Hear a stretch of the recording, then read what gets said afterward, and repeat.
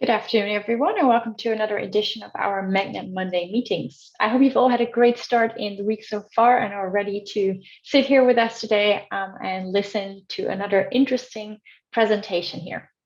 My name is Ilse. I will be moderating the session for you today, and we have one of our external experts for you here to take us through the world of virtual event analytics and how to measure your event success. Now, before we kick off, just for some general information, as always, during these meetings, you can ask all your questions in the Q&A section, which you'll find at the bottom within the Zoom frame, so our speaker can answer for you live at the end. In case you'd actually like to join the discussion, and please feel free to do so, you can just simply click the raise hand button at the bottom and we will invite you to the panel. Should you experience any technical difficulties, you can contact us in the chat button in the upper right corner of the meeting room or directly within this Zoom chat as well. Please note that this meeting is being recorded and it will be made available on demand in this very venue in our media library room next door. Now, without further ado, I would like to introduce you all to Leonard, who is a production manager of one of our partner agencies and who has been an actual key player in working with the Magnet platform from the start. Welcome, Leonard. The floor is yours.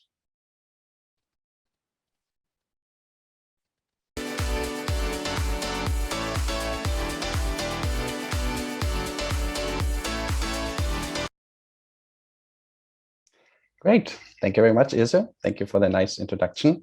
And you're right, I want to talk about visitor analytics today. But even more, I want to talk about the efficient way of tracking and of interpreting visitor analytics. Because visitor analytics, why are we doing that? We're doing it to actually know if what we were planning regarding our event, if it actually worked out well. But just by looking at analytics and at the data that has been tracked would not answer that for us. So we need to really look at it in an efficient way. We need to make sure that we interpret the data in the right way and that we're actually looking at the right data in the first place. Because what we want to know in short is actually if our event has been a success. So let's start with looking at why would an event even be successful, or how can we actually measure that? And of course, there are different focuses and different ways to measure that and to answer this question. For instance, we could just look, or we can ask our attendees. So we can look at what feedback they share. And if we see that they share great feedback, either with us, with each other on social media, for instance, and if they're willing to join the next event, which would be even better, of course, then we can be quite sure that they consider the event a great success. Also, if we are hosting an event that should be engaging, where we want a lot of interaction going on, we can also look at the level of engagement. And if this was high, we also can say most likely it was a successful event. But of course, we're not hosting the event alone. We also have partners, we have presenters, and they have their idea, of course, as well, why the event would be successful. They want to share their message. They want to gain new clients or new contacts and so on. So we can also ask them what they think. And if they are pleased with the outcome, if they were able to share their message, they will also consider the event a success. And we also can look at numbers. We can compare our registration rate. We can compare our attendee rate. And if we see that a lot of those that have registered also participated in the end, it is very, very successful, of course, because we were able to reach everyone that was interested in the first place. And if we use a platform, an event platform for this, we can, of course, also look at the platform itself. So if that performed well, also that it has a great impact on the success of the event. And the last point here is not really a point of visitor data or visitor analytics, but of course we can also put a financial focus on it and just look at the revenue, because revenue, of course, is the goal of every event organizer to also get good revenue for that. Now, these 6 points here are, of course, just examples. It's not at all a complete overview. But what it does, it already gives you an idea in which direction it can go. So we can either look at feedback from clients, from anyone who is involved, but we can also look at numbers. And that's the big difference. So we can have soft facts, we can have hard facts. And you can see here an overview on how the different facts can be collected. So how can we actually get attendee feedback? We can have surveys, of course. We can debrief, or we can have a debrief meeting with our partners after the event. We can ask them, what do you thought about the event? Did you think it went well? Were you able to share your message? And so on. So these would be feedback that we can get quite fast, and it is direct feedback. And it's quite easy to interpret, because if they like it, it's a success. If they don't like the event, it's not a success. That's very, very simple, put in a very simple way, of course, but I think you get the point. But it is a very subjective feedback. So just because 5 attendees say it was a great event, there might be 10 who didn't say anything, but they actually thought it probably didn't went that well. So it is subjective feedback, and we should not take only the soft facts as a measure for our event. And in fact, we can't really use them to measure the success, because how can we compare subjective feedback about an event with feedback about another event? So just because they like this event, we don't know if they liked it more or less than the previous one. So here we really need different data. And different data, with that I mean visitor data, because we need numbers, because only numbers actually make something comparable and measurable. And on the right side, you can see already, I wrote down a bit more points than on the left side, because of course, if we look at numbers, we have a lot of different numbers that we can look for. We can have registration rates, no-show rates. We can look at visit data of very specific individuals. We can, of course, look at interaction, gamification, and so on. There are many, many numbers we can look at. All of these numbers have in common that they are objective. They allow measurable feedback, and they allow to compare the success of one event with each other, with another one, and the success of it. But it requires really thorough filtering and interpretation. So we can't just take the data as it is. We need to make sure that we really take the right data and that we interpret in the right way. And by then putting those two together, the soft facts, the hard facts, in the end, we can really say, okay, it was a success, or probably there are still things we need to improve for the next time. But to understand how we actually can interpret the data in a right way, I think it's important to understand how it gets collected. So until now, I didn't talk specifically about virtual events, because of course, even before the pandemic, even before the whole event industry turned virtually, we were already collecting visitor data. We were also collecting visitor feedback. And here's just a very brief sketch on how that has been made before the pandemic. And of course, now that we're getting back to live events, we will of course still do it in the future. And we have these 3 phases, of course: pre-event, live event, post-event. And in the pre-event phase, we actually ask for data, because we have an event registration. Most likely we ask for personal data. We ask for event logistics. How many days do you want to stay in the hotel? From where would you like to fly? Do you need an airport shuttle? Do you need us to arrange the flights for you? And so on. So really asking for visitor data, not only to allow them to visit the event in the first place, but also we can use this data to analyze the travel behavior. And during the live event, we have different points where we can actually see what is going on number-wise. So for instance, if we have someone at the entrance counting the incoming attendees, then we would know in the end how many entered this door.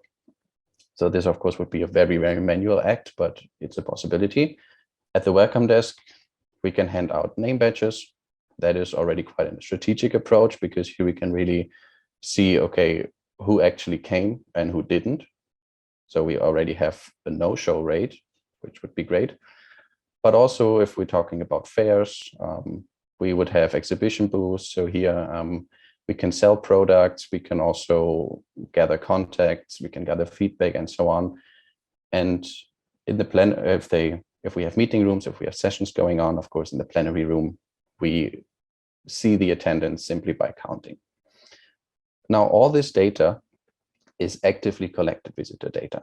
So we need to think in advance, what kind of data do we want? What data will help us to know if the event went well, if it was a success? And then we need to make sure that it's being collected. So, and if it is by having one person on site counting the attendees, that's also, of course, an action that helps to collect this data, but it's not done automatically. Then if we look at virtual events, then here, the first difference is quite an obvious one. We don't have event logistics because no one is traveling to the place. They log in with their computer or their smartphone and so on, and that's how they participate. But of course, we have an event registration, so that's the same thing. But for the live event itself, we don't have any travel information, so we can't analyze the travel behavior. But that's also not relevant for virtual events. What is relevant might be the setup of every attendee. So do they prefer to use their computer to attend, or rather a tablet or smartphone? From where are they actually participating? At what time? What time is it probably on their end because they're in a different time zone? And all these kind of information. What kind of browser do they like to use? So this is already very important data that is being tracked. And for virtual events, I just want to point that out here real quick. If I'm talking about it's being tracked, of course, we decide, and actually the visitor decides if data is being tracked. So there's some data that is always being tracked, but for very specific visitor data, the attendee, of course, needs to accept that this is tracked. If they don't accept it, then we won't have the data, and there's nothing we can do about it. So that's also very different. A big difference to in-person events, of course. But then again, if they use now their very individual setup that they prefer to attend the event, what will they do? They will log in to a platform. And this platform, whatever they do inside this platform, if they agree to it, every click they made will be tracked. And with the link, a lot of data is being collected. So if they click on a PDF, then we will know which PDF, we will know when was the click made, and so on. Of course, if they request a certificate, the same thing. If they watch a video, here, most likely the video was not even hosted on the platform. So probably it was a YouTube video, Vimeo video. So on the third-party platform, even there we would have data that is being collected and that is being that can be analyzed. But of course, also if they start a chat or if they start a call with each other, or in the end, if they actually participate in the session in Zoom, in Teams, wherever it might be. So for all these actions that they take within the virtual venue or the virtual platform, whatever it might be, there is data that is being collected and that can be analyzed, of course. So what we have in the end here, in comparison to on-person event, is a massive amount of data. And this data is automatically and passively collected. So we don't need to arrange a person that is actually counting the amount of visitors. The software is doing that for us. So it is programmed in a way that this software really, that this data is being collected. After the event, there's, just to go over this real quick. So after the event, there's no big difference in person or virtual events. We will collect, or we should collect attendee feedback via post-event service. And if data is collected, of course, we will analyze it. But I think that's more or less the same for virtual and for in-person events. But the data, of course, varies very much. Now, about this interpretation part, let me quickly show you an example of how it works with magnid. So in the Magnid platform, whenever you build a venue with Magnid, then you also have a linked analytics backend. And here the tool that is used is Matomo. And this is a screenshot out of Matomo of an actual event. And if you have used the Magnid platform, and if you have logged into the Matomo analytics stack, the Matomo backend, then probably you know this view already. And let's just look at some numbers here. So if you just look at it as you can see it in the screenshot, you would say, oh, that's great. We have around 200 visitors.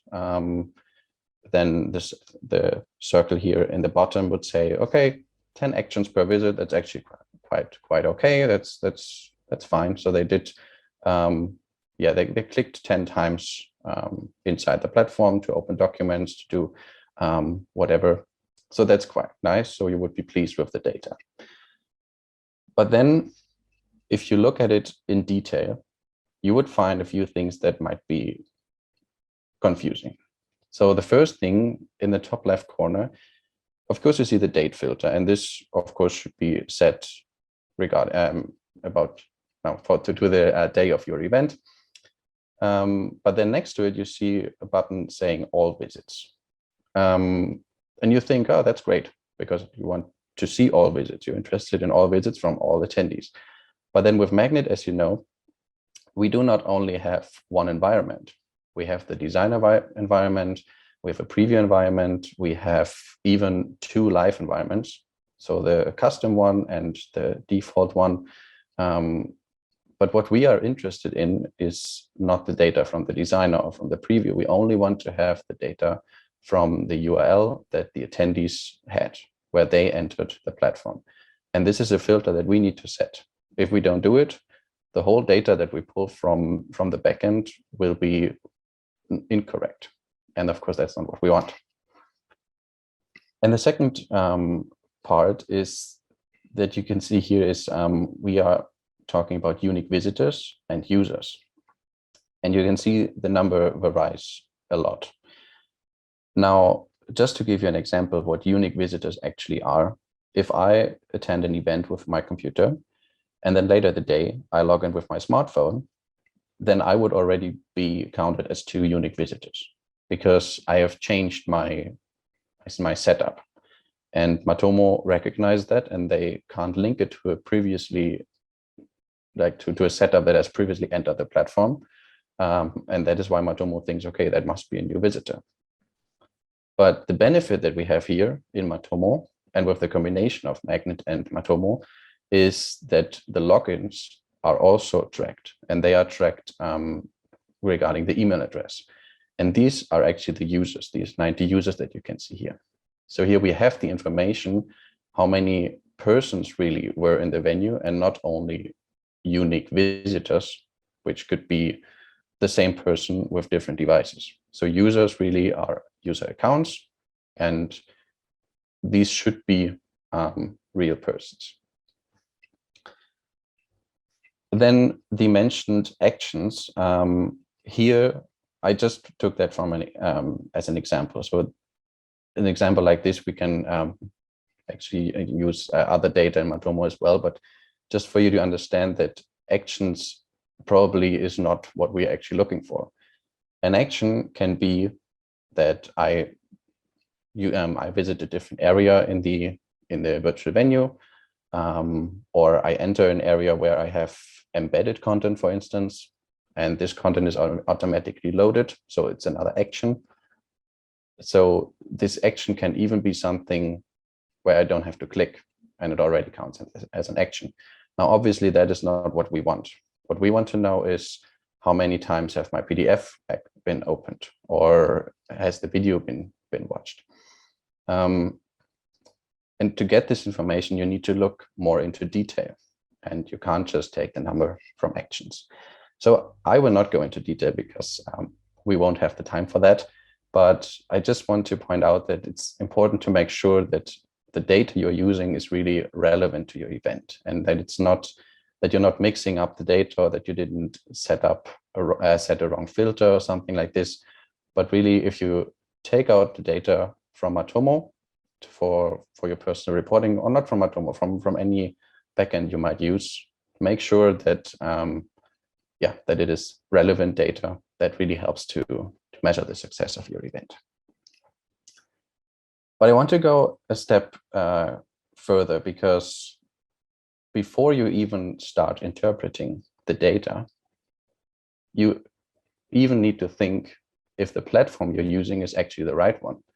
Because it could happen, you set up your event, you host your event, and at the end of it, you look at the data and you're like, okay, I have the data here, but I was actually looking for something entirely else, because with the data you see, probably you could measure an event usually, but for this specific event that you were hosting, you might miss some data.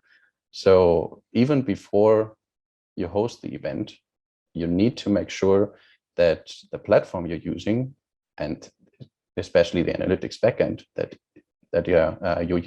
you're using with this platform, really helps you to get the right data.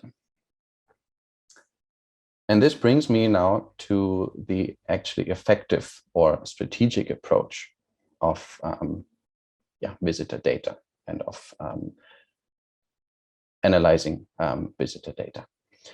Because you should not think when the event is already over for the first time about visitor data or the analytic of it, but already before the event even started. So at the very, very beginning of your planning, you should already think about how can I actually measure the success of my event. And KPIs really help to do that. So if you think of specific numbers, and then you can do research, compare with statistics that you can find in the internet, but you can also compare with previous events that you have hosted to get a value for each KPI you want to measure. And then you can see in the end, okay, did you reach this value? Did you exceeded it, or did you probably not reached it? Now, these 3 KPIs that I put down here are just examples.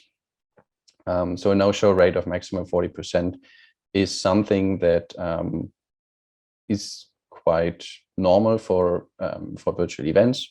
But of course, if you have a repeating event, or if you simply did not invited that many and you only invited those that are really, really interesting, then of course you want to have a higher number than just 40%.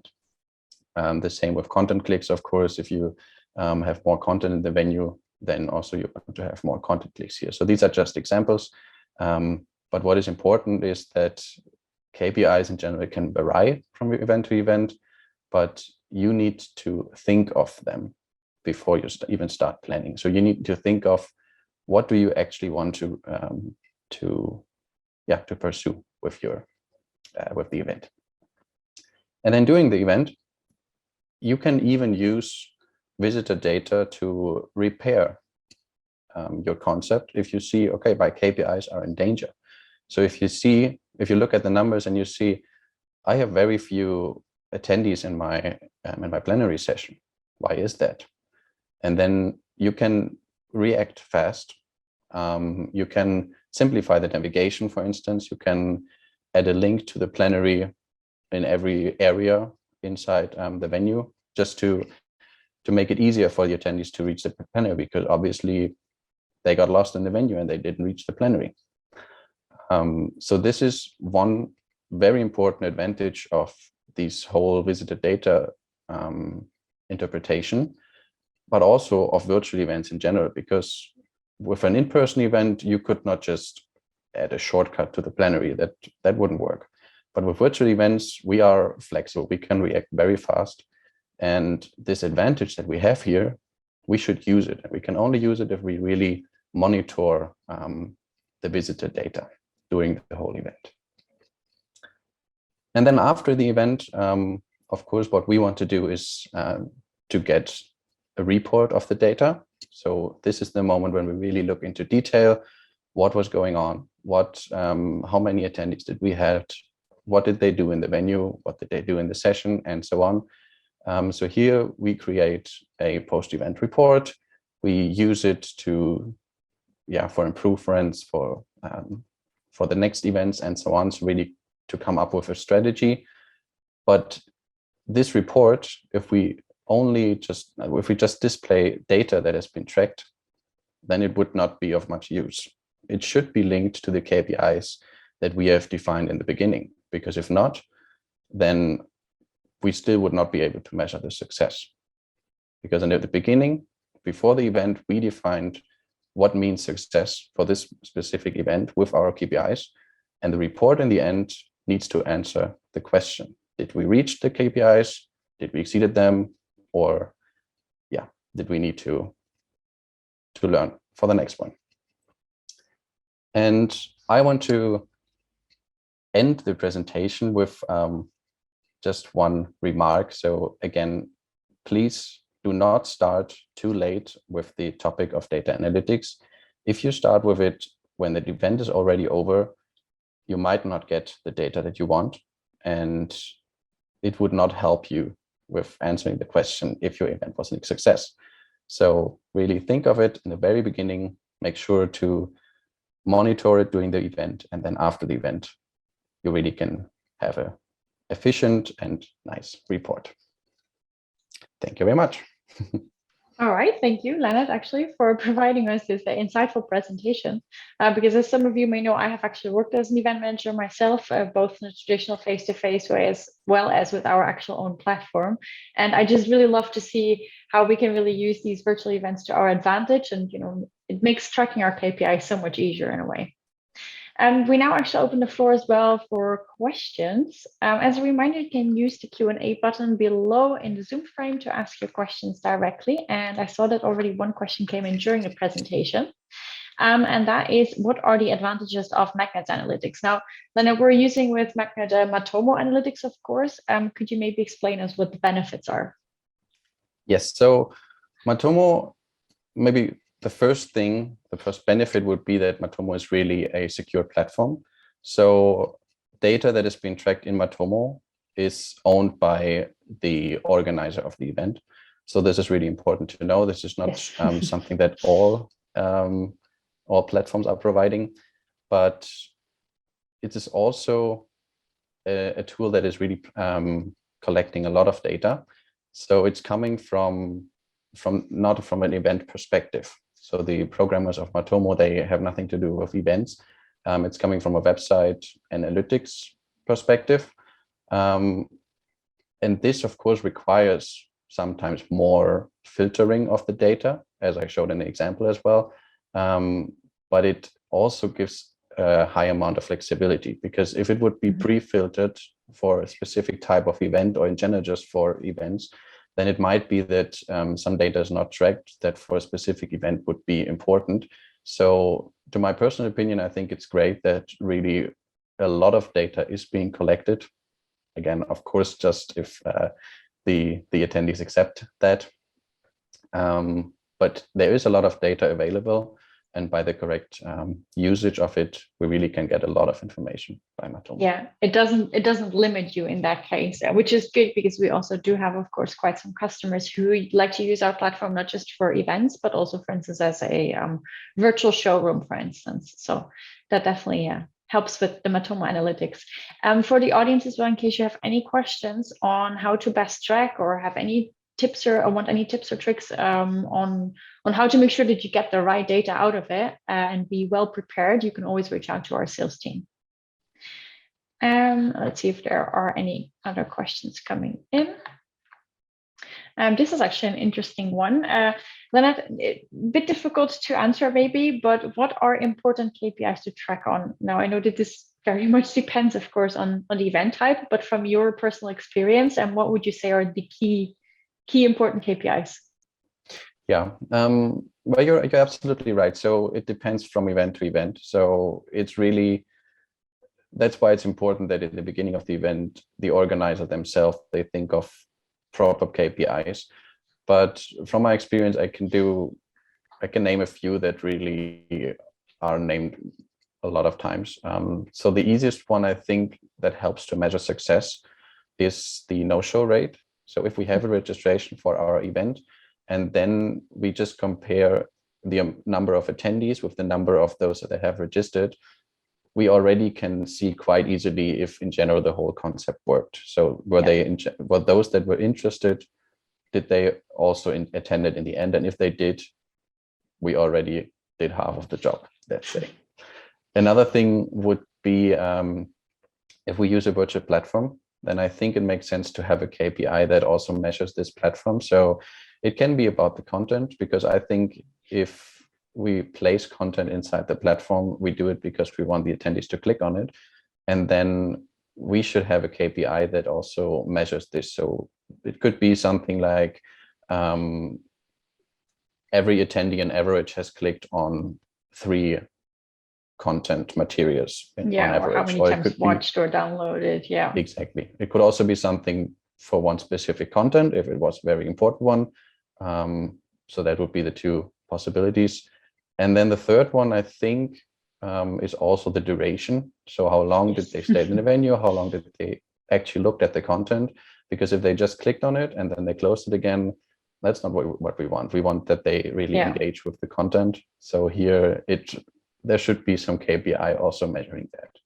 Yeah, of course, because it doesn't help if your attendance rate is fantastic, but then your drop-off rate is very high too. That doesn't really help you at all, of course. Yeah, for sure. Exactly. And also the one with the content, I think, is very interesting too, because this also would kind of help you to figure out where to best place what type of content. So if you want something that needs to be clicked very often, it needs to be placed somewhere very prominently, of course, in the venue. And this would be then also a way to figure out what is the best way to share the content with the audience. Exactly. I see another question coming in here. What can be done when the user doesn't allow to store the data? How can you still measure the success of the event? That's a nice question. So if the user does not accept that we collect their data, there's pretty much nothing we can do about it. But the good thing is, as I mentioned in the beginning, it's not the only way of measuring the event. Mm-hmm. So even if we don't get the visitor data because they don't allow us to, we can still ask them to participate in the survey. And probably because the survey is anonymous, well, it should be. So probably the user is then willing to give feedback because they know, okay, this is anonymous, probably with the data tracking, although it should be anonymous as well. And if not, it should be stated, of course, but probably it's not so clear for a lot of attendees that they are not being tracked personalized. And who knows, maybe they are more willing to give feedbacks via the survey. So this, of course, would then be a soft fact, but again, it's also a nice way of measuring success. Yeah, and in the end, you do still get, of course, your summarized data too. So even if none of your attendees would accept the personalized tracking, you would still end up with some data, like some summarized data. So you wouldn't know specifically who has clicked where, maybe, but you would still get at least that data. Exactly. All right. I'm just checking, but I don't think we're getting any more questions. I'm looking at the time. We're doing quite well as well. So if there are no more questions, I think we've reached the end of our Magnet Monday meeting for today. So I thank you all for attending, and thank you as well, Leonard, of course, for answering the questions and for presenting here. And we hope that this has definitely provided some interesting insights to our audience. Our next Magnet Monday meeting will take place on the 27th of June and will revolve around digital matchmaking. So make sure to save the date and keep an eye out for the invitation. Lastly, we've spoken, of course, about analytics. We would also really like to hear your feedback on this. So we kindly ask you to fill out a short survey by scanning the QR code that you currently see on the screen now with your mobile phones. Again, thanks very much for attending. Have a great afternoon, everyone, and we hope to see you again next time. Thank you.